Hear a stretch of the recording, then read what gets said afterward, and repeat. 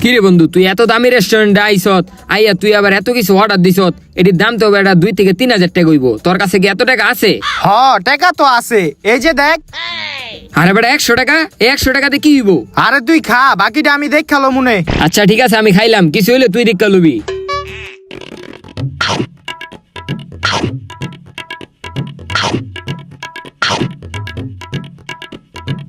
ওই বেটা খাওয়া শেষ, তুই গিয়া বিলটা দিয়ে আগা। হ হ দিতাছি। এই ওইটার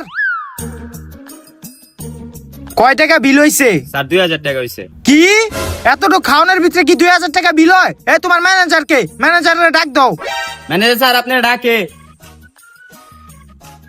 কি হয়েছে মারুফ স্যার, আপনাদের কোনো সমস্যা? সমস্যা? দাঁড়া। Hello police.